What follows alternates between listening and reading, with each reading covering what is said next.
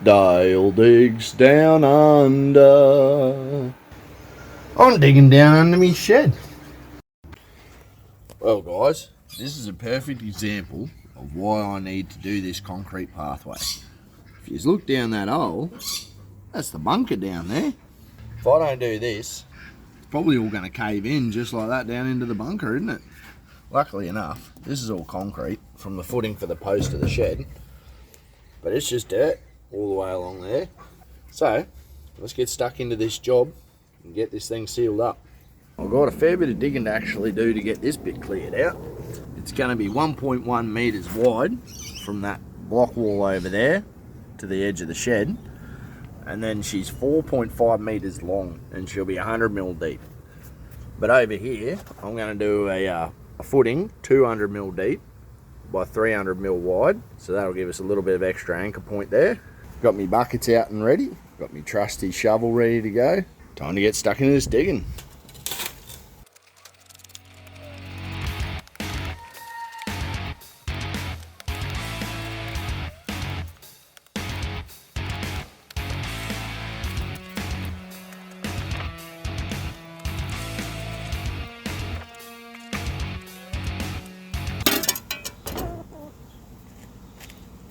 Bloody hell, lunch. Get out of here.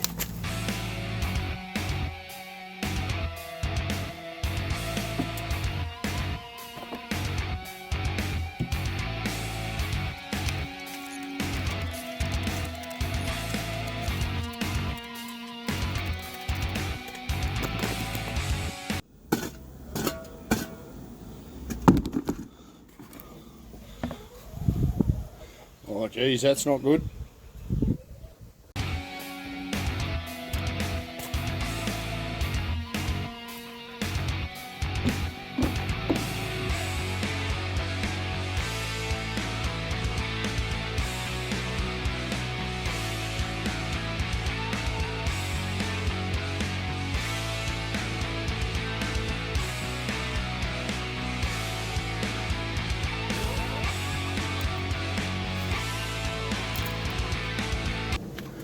Well, we're already about halfway and I've filled up 14 buckets, so that's about 500 kilos worth of dirt I've just pulled out. A little bit more to go.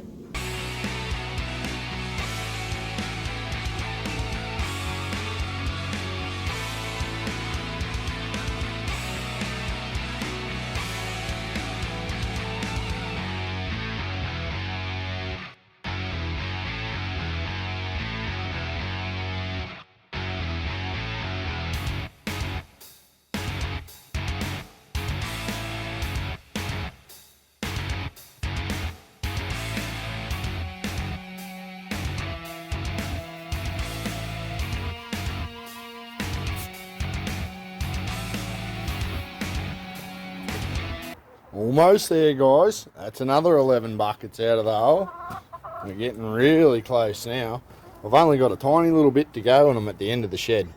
So I reckon it's going to take about maybe 2 or 3 more buckets, probably 3 more buckets, just to finish off digging this area out. And then I've got to get this footing done all the way along here. So I'll get that in and I'll show you what that looks like. There we go. All dug out. Ready to be filled in with some concrete. One thing I did find while I was digging this out, bloody electrical feed for the shed. It's not down too far. These other couple of conduits and stuff that I got here, they're data cable and coax cable that goes into the shed. So now we got all of that trench dug out, it's time to get rid of this bit of concrete here. I'll go and flick a line on it and put a cut through it and break it up. That's reasonably straight with the wall. We'll flick it there.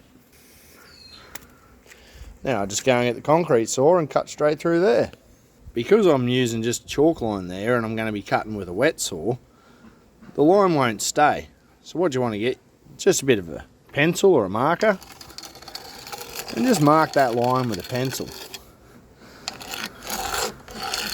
Now that's going to stay there if you wet it, where the chalk line would just come straight off.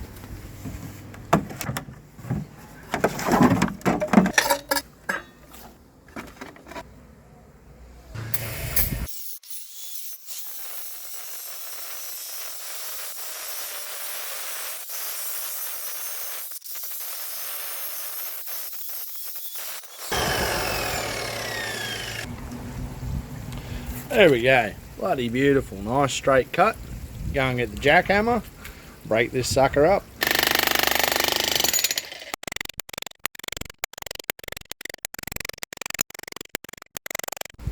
Oh, that's perfect. I'll have to take all this concrete and all these buckets of dirt that I dug out with the trench off to the dump. Broken up concrete's gone now.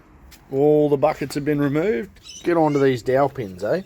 This spot here is going to be nice and easy for me. She's nice and thick all the way along here, so I can just drill straight into the side of it. But this bit here, I've only got a tiny little bit of meat hanging out of the concrete there.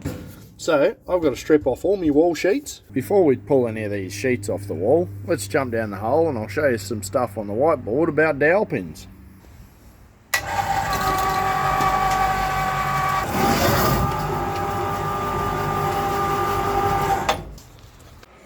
Oh well, she's been a bit since I've been down the bloody hole. How's she look? Pump's doing a good job. There's me whiteboard. I'll drag that out. Hey, we've had heaps of rain.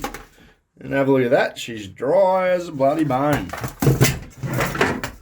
There we go. We'll drop that one down there. Climb down. We'll get this one pinned up on the wall here. And then I can explain a few things about dowel pins.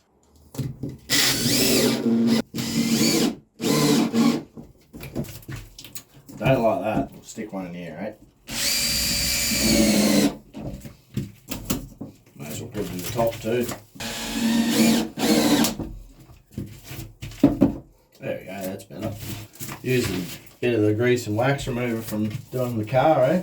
See if that gets it off. Oh, look at that coming off nicely.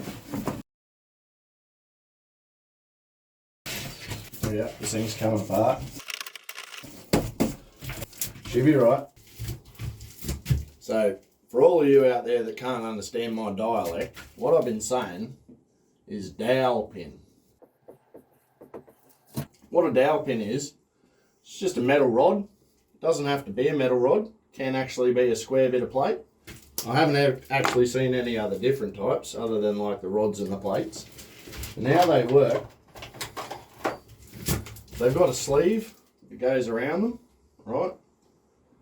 And then a little bit of a plate that's right on the back. So if you want to join two slabs together, you'll have your boxing board going through here. Imagine that's your boxing. And then you'll have some nails pinning that sucker onto there, right? So when you pour this slab here, that gets encapsulated inside the slab. And then when you strip your boxing boards off, those things stay inside the slab. And then you can put your metal plate in, and then your slab you've just poured is your boxing, and you can put the next one in. Same type of deal with these ones. You'll have your bit of boxing board here, right? Drew that bloody thing wrong too. And the rod doesn't stop there, the rod comes out and keeps going. So with this type of setup, same deal as that. Your red bit's on the inside of your boxing, so you pour all this bit of concrete, and then once you strip your boxing away, you can put the metal rod in, and then you can pour this side of the slab. I've got one of them here. This is a 16mm sleeve, and only a 12mm bloody dowel. So it's like throwing a sausage up a hallway, this is. She slops all over the joint.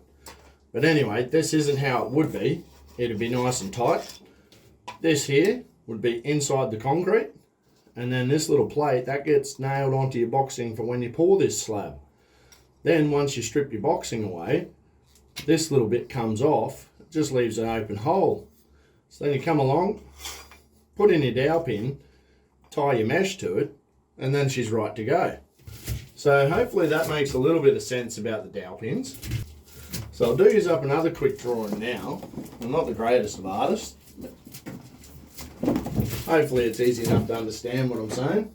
When you've got an existing slab, right, and you get your bloody drill and smash a hole into it, and you get all these guys that they're trying to ram a bit of 12mm dowel pin into a 12mm hole.